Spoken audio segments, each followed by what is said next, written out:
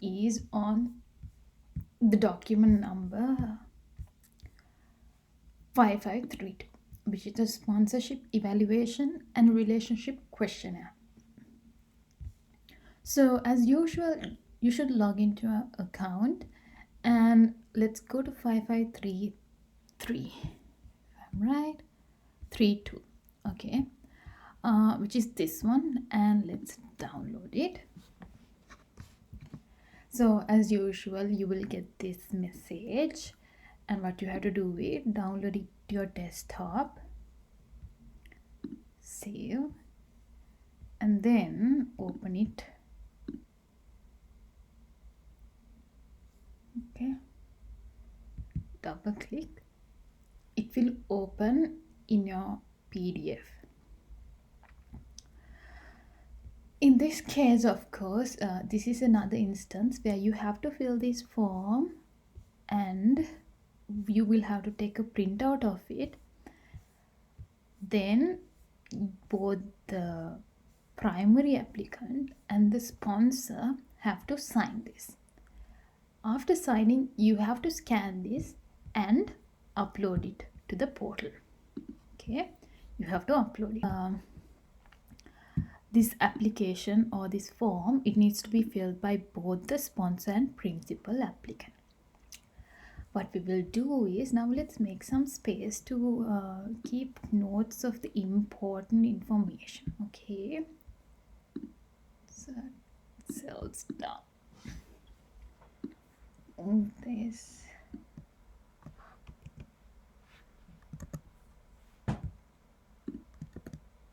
Okay. And then I will take this number, paste it here.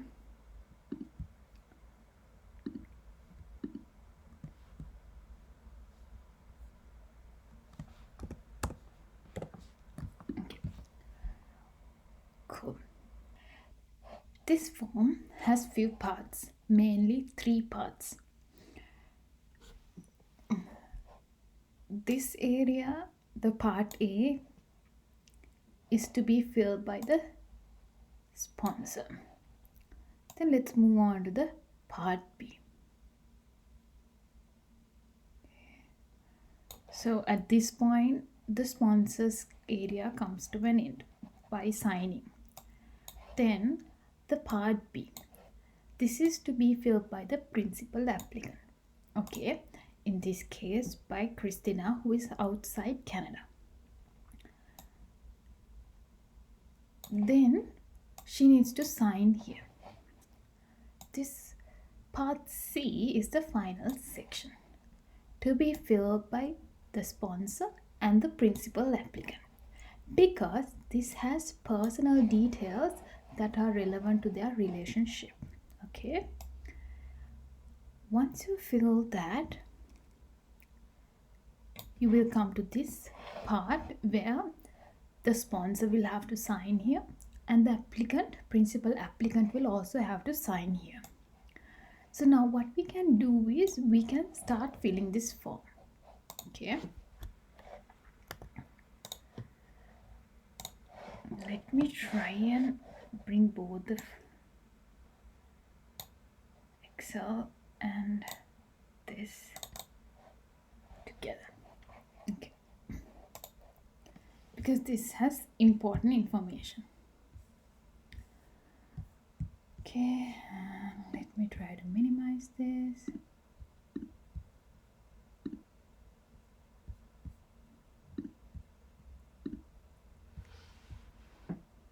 Okay.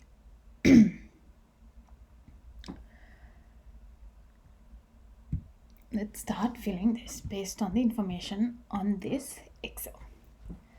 It says first you need some more space.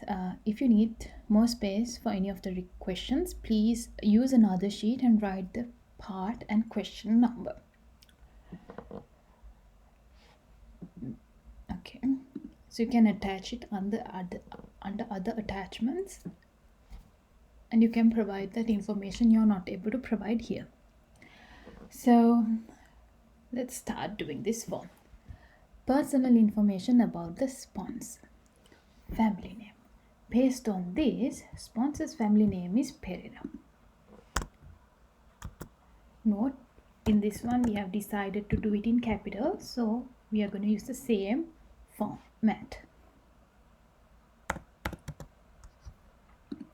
Given names is Justin James. Date of birth is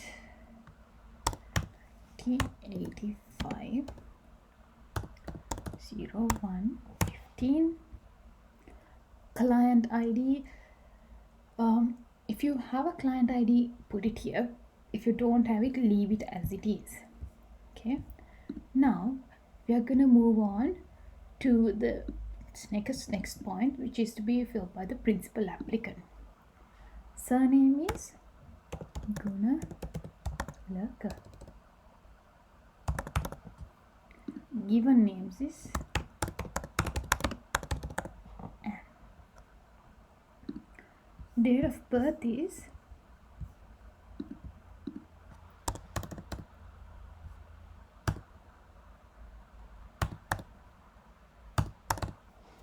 okay. So this is how you fill the very first initial part. Now we are going to move to the area that needs to be filled by the sponsor. So now the first question is about sponsor's employment history. Starting with your current employer, if applicable, give details of all employees you have worked for over the past 5 years. Okay, only the 5 years. Make sure there are no gaps. If you were unemployed, explain how you supported yourself. If you're self-employed, write the name of your business and the date it was established. Use the gross amount before taxes for your monthly salary income. Okay, now note, in our previous form number 5669, we had to fill the primary applicant's employment details. Now it is asking about the sponsor's employment details. So what I'll do is, it's almost the same structure where it's asking date, employee, occupation and monthly gross income.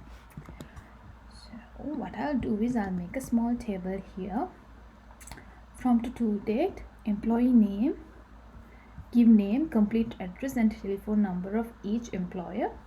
Occupation, name and address both have to come.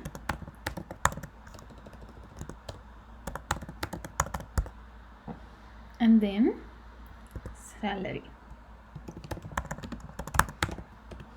Note that gross salary means before taxes. Okay, so I will be back with a set of dummy data so that it will be easy for us to fill this form. Some dummy data that is about the sponsor's employment history. So you see, I have taken 5 years before 2023 March, and it came out to 2018 March, and I have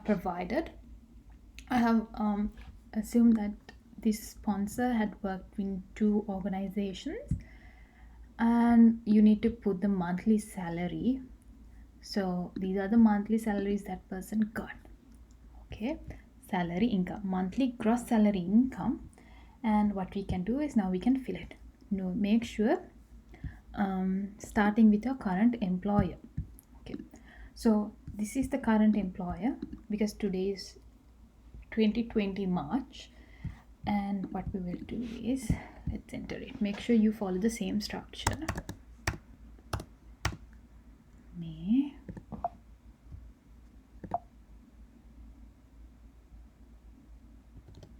Okay, so it's not allowing me to 05 enter months and year. 6 new. Okay, I guess I have to do this in that case. There you go. So when I put 2022-05, it automatically picked up the format. 23. Okay, March. Okay, and over here now I need to type it in capital because that's what we decided.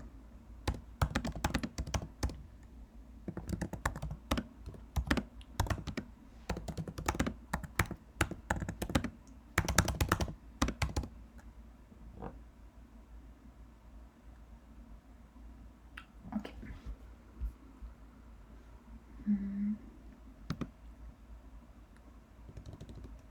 I put the commas. Hopefully we should have enough space.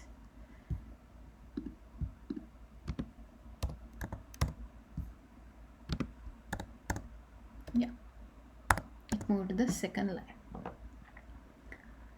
And also it's asking given name, complete address, and the telephone number. So this is the name, this is the address, and let's put telephone numbers.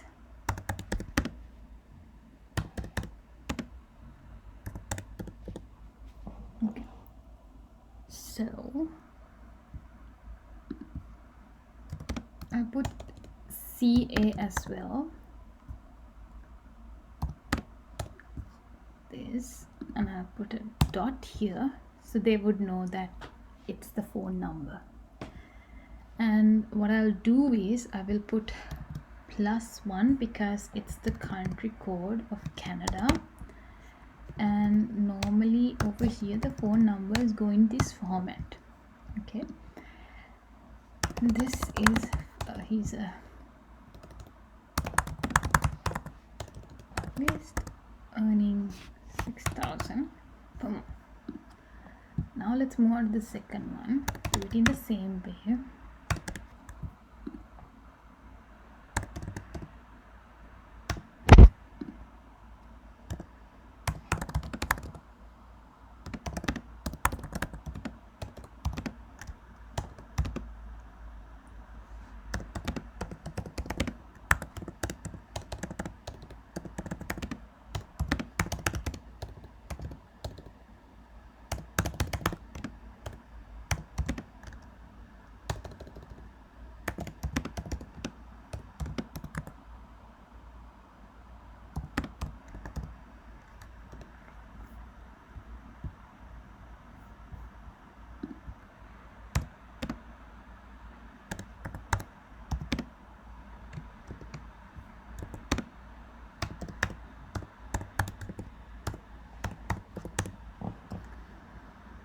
Okay.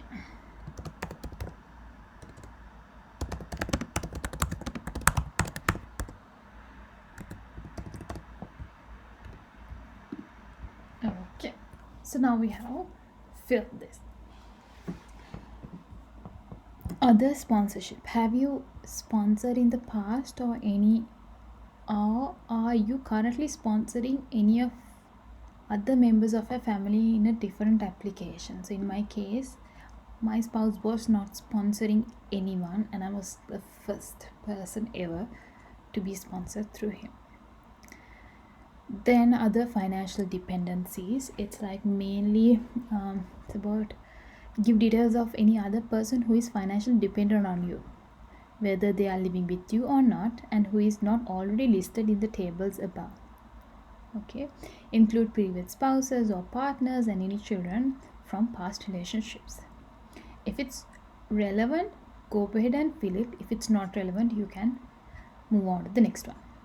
What is the highest level of education you have completed? So my husband's case, it was university. Number of years completed, let's averagely say 5 years. Let's put it 4 or 5.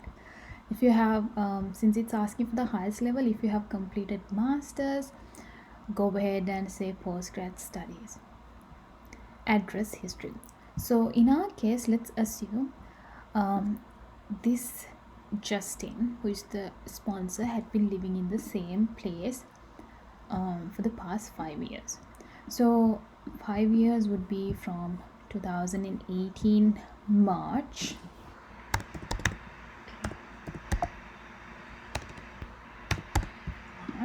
to 2023 March, and we can actually put the same thing.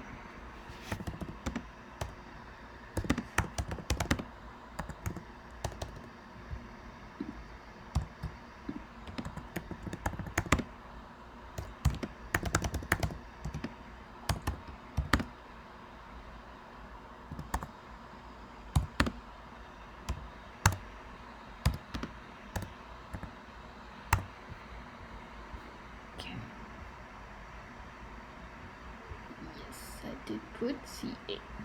Okay. Street and number. Okay, so I have made a mistake here.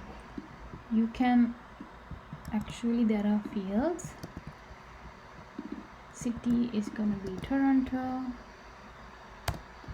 Postal code is gonna be this, and province is gonna be Ontario. Country is gonna be Canada. Okay, so you just only have to put the street and number in this field. Likewise, fill that as well. And now let's move on to the sixth question. Do you live in Canada now? In my case, he was living in Canada working. So if it's the case, go ahead and do it. And if it's not the case, try to answer these questions accurately as much as possible. Then the seventh question is, have you ever been married or in a common law relationship with another person? In my case, no, but if your instance requires you to put yes, go ahead and fill this information.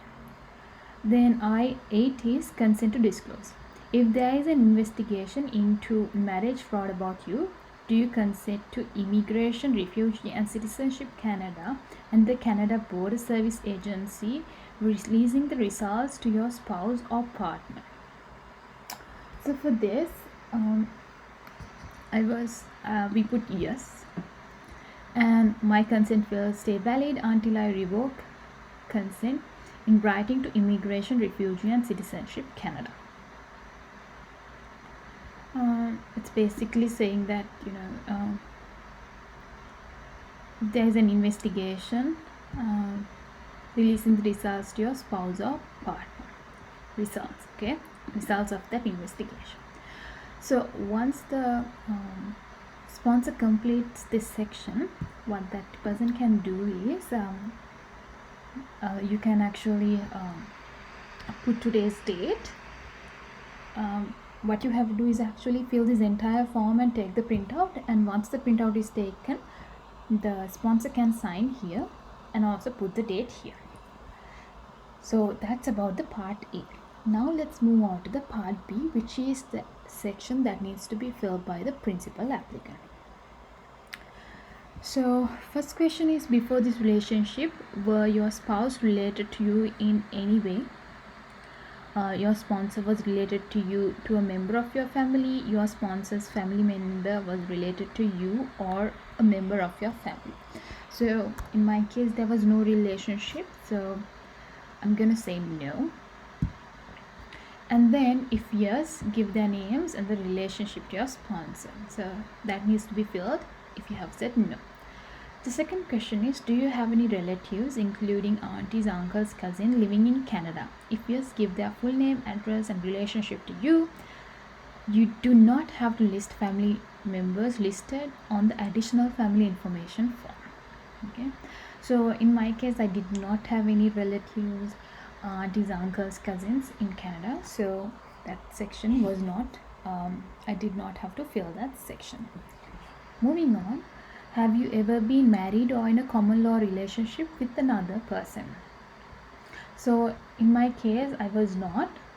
So you can, if this applies to you and you have to put yes, go ahead and disclose that information. And then finally, the fourth question is, if there is an investigation into marriage fraud about you, do you consent to Immigration, Refugee and Citizenship Canada and the Canada Border Service Agency to releasing the results of to your spouse or partner? So again, we went ahead and put yes here, and this is where the principal applicant, the primary applicant, applicant who is also called as the primary applicant, has to sign and put the date. So now we are going to the part C section, which is the last section of this form, which has to be filled by both the sponsor and the principal applicant. So in this case, let's assume these two people married, actually got to know through a proposal, and let's say they met through the proposal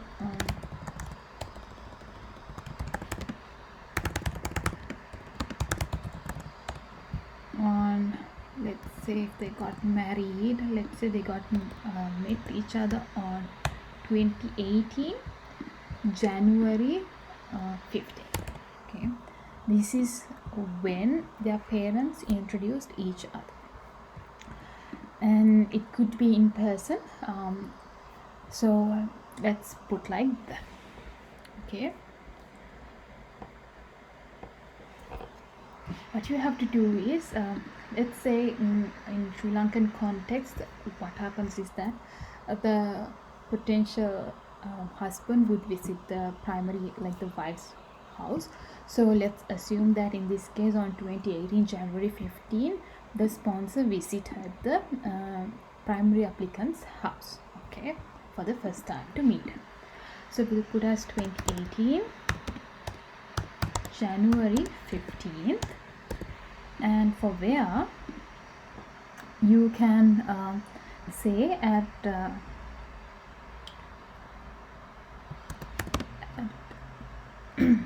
let's go with capital. We'll give an explanation as to at Christina's home, and how I would put this, note that when you're writing a comment, as much as possible provide facts, figures and information, so that when a person is reviewing your application, that person doesn't have to go to another page to see where this girl's where is the primary applicant's address, where does that primary applicant live, and likewise. Okay,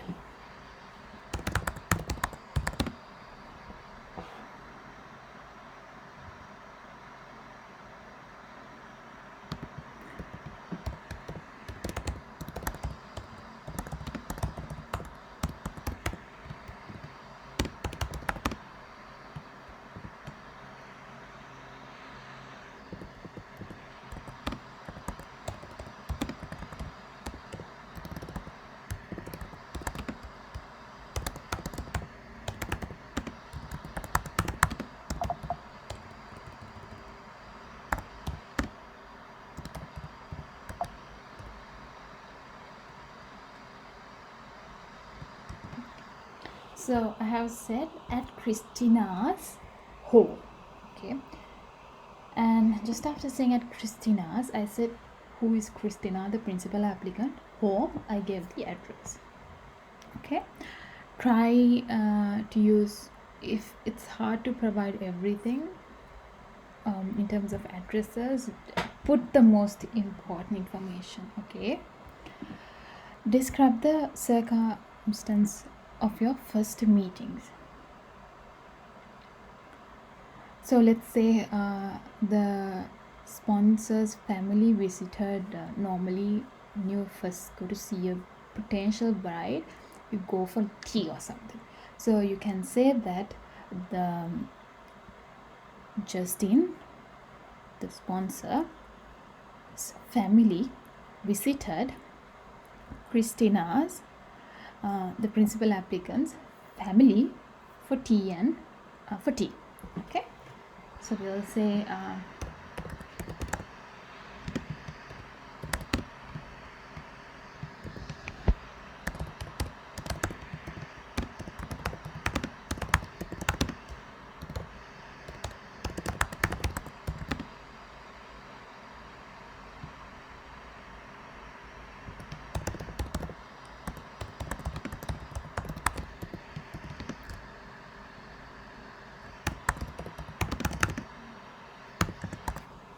okay, did anyone introduce you? So let's assume, since we are in this scenario, it's a proposal. Yes is the answer, and who introduced you? It is the parents. Okay, and then there is a question, did you have any contact before you met in person? So if you had the opportunity to talk with the sponsor, so normally in context, in general context, is that parents would exchange phone numbers so that the the potential bride and the potential groom could have conversations before they actually visit their homes. So in this case, if it was something like that, you can definitely say yes, because you got the chance to contact before you meet in person. And what you can say is that if yes, give details. Make sure you provide to the point everything, like as much as possible, but ensure that you have valuable content in what you're going to write. Okay, so including things like who initiated the first contact, like who dropped the first message, and date of the first contact. When was it? Was it by phone? Was it through WhatsApp? Was it through a message? Was it through social media? And you have to give that genuine story over here. Are you living together now? So in this case, since note, remember that Justin is in Canada, whereas Krishna is still living with her parents because she doesn't have the visa. So are you living together now would probably be in this context no. If no, explain why not. If you have lived together in the past, list where, when and where you live together. If either of you are living with someone else, include their names and relationship in the explanation. So in this one you can definitely say that since due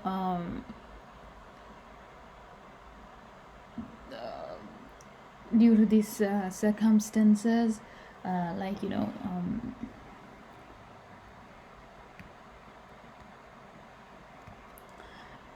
you can say that the sponsor and the primary applicants are living together, living separately with their parents. And if the primary applicant got a chance to visit the sponsor on a visitor visa, you can also mention that dates and the duration and where they were spending time together in terms of the address or the hotel or an apartment. So you can give valid information over here. If you are not living together, have you visited each other during the relationship? So probably there could be instances where like for an example, they first met through proposal in person. Okay, they came for tea, so you can say yes. And over here you can say the date. So for an example, let's assume Justin came to see Christina and on this date, January 15th, and he was in Sri Lanka for 2 weeks, going out for dinners and lunch and stuff like that.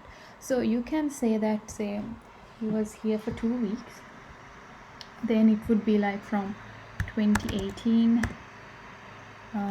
January to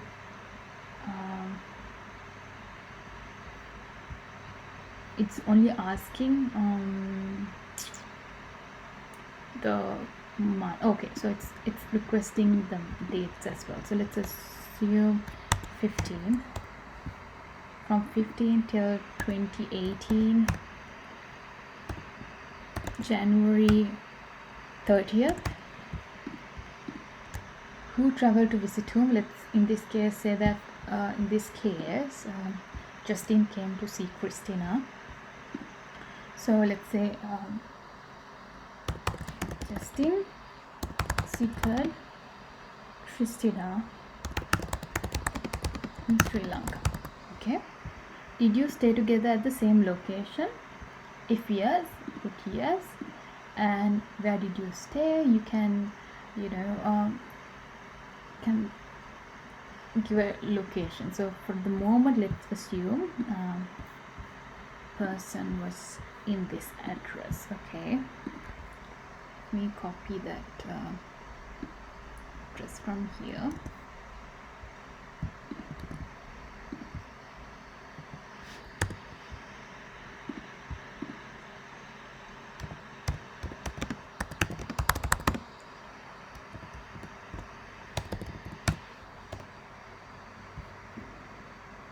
Okay, let me put it here. And yeah, if there are many more instances of back and forth travel saying that Christina went to see Justin, then you can also include that. What languages do you use when communicating? So it could be, most basically it would be English and your mother tongue. So okay, how often do you communicate when you are not together and how? So basically this, in an ideal relationship, likely you'll be communicating with the the spouse on a daily basis. So make sure that you provide it. Okay, so it could be daily via social media, WhatsApp, and okay, let's say a social media platform such as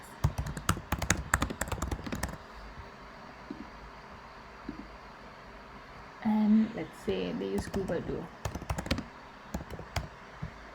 Do you have friends, family and children known about your relationship?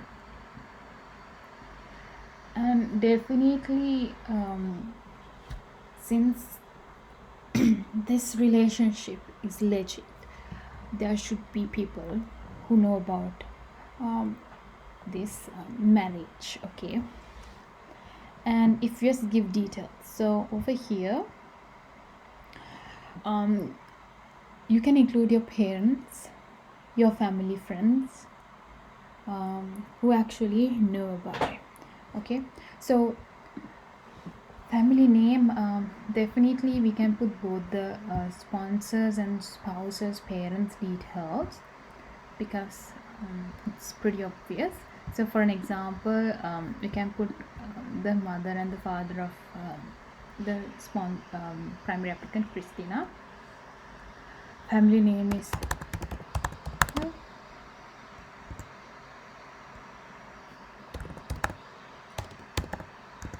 Jane. Are they related to the sponsor or principal applicant? We are gonna say it's the principal applicant.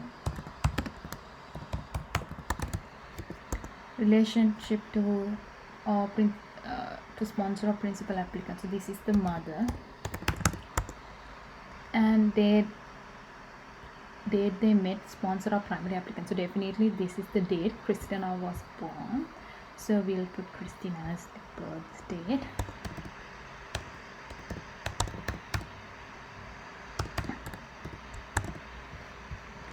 And now we're gonna go with the father.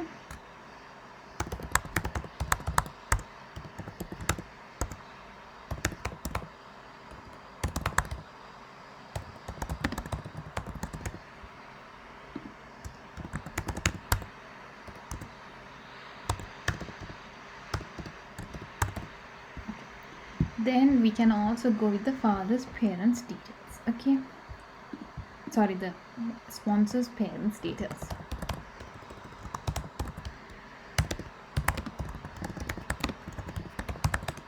Okay,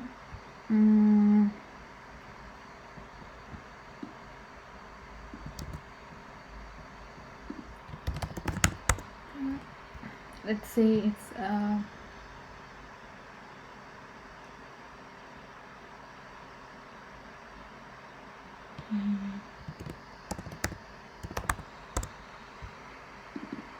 Georgia, and the same is Pereda.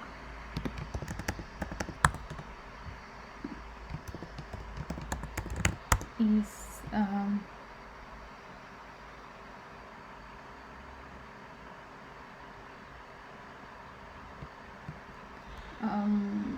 Harry. Okay.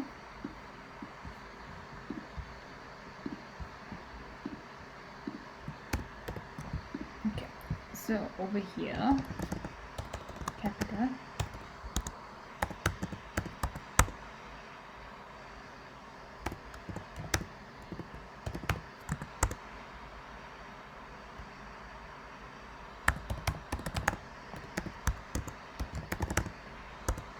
So in this case, it will be the sponsor's date of birth.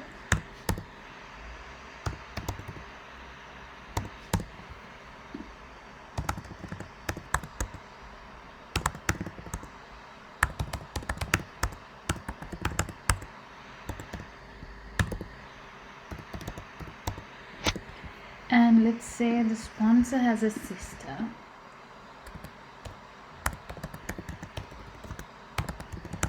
And her name is Tiana Pereira.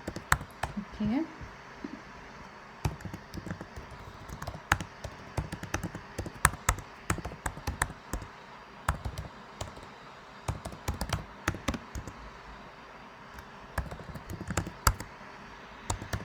So say Tiana was born on 2 Jan 8th. So that's the date she would know about this sponsor. Okay.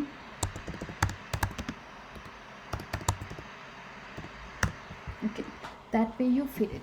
So instead of the sister, you can also put a relative or a family friend. Okay.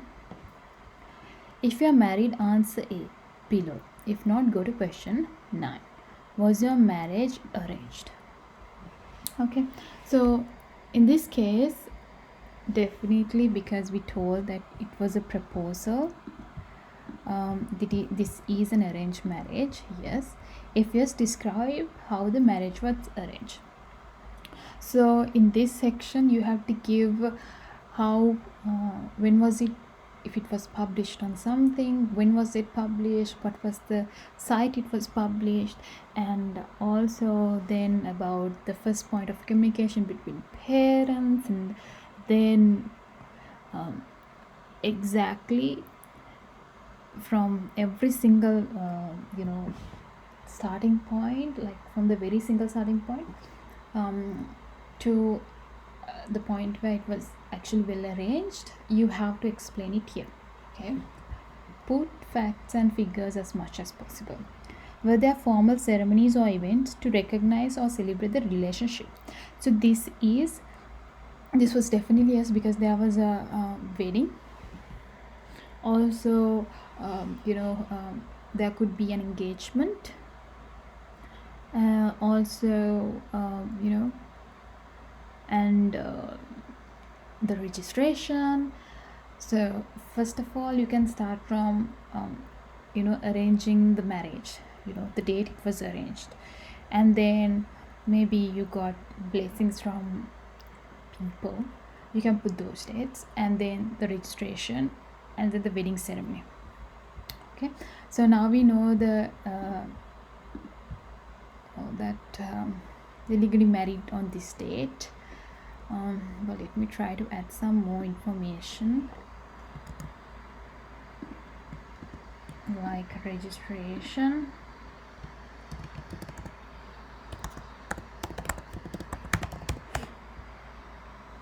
Okay, I think I should, let's say,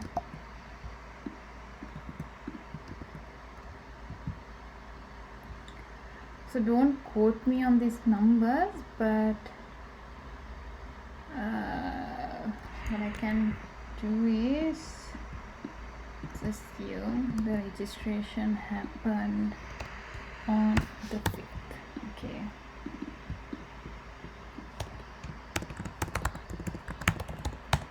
legally married. So you have to put those dates. For an example, let's start with the most last the first in this context. So for an example, let's do the registration happening on 2021 January 10.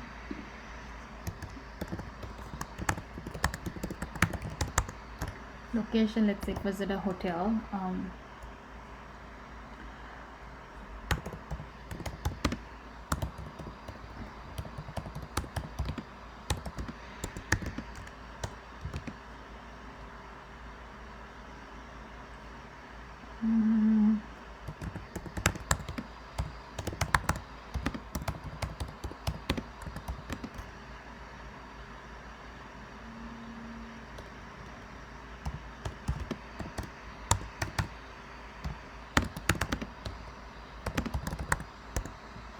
Let's say there was a guest number of 50 and was performed by the registrar of marriage.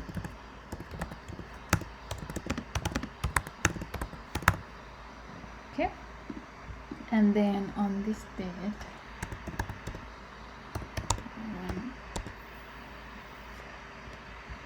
sorry, this was on the 5th, and this was on the 10th. Okay.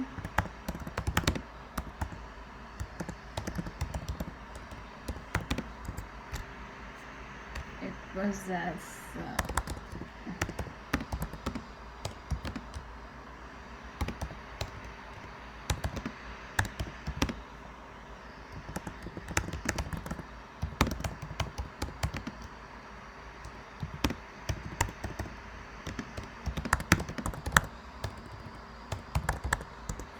and there was around 250, and likely it was not performed by anyone, so you can say any. Okay, likewise put all the dates where the celebrations were held, where you had to get involved, your relatives, friends, family, and office colleagues, everyone. Okay, the more you have, the better it is. Did any of the following people go to any of these events above? Principal applicants' parents, yes. Principal applicants' children, if applicable. It's not no children, yeah. No principal applicants, other family members or relatives, yes. Sponsors' parents, yes. No children, so we'll put no. Sponsors, other family members or relatives, yes. So in this case, let's not try to make this complicated by saying yes. Okay, like go ahead and put no, because principal sponsor and the principal applicant both don't have kids, so you should put no. Okay, explain why. So over here, to explain no, we'll say the comment: principal applicant and sponsor do not have any children.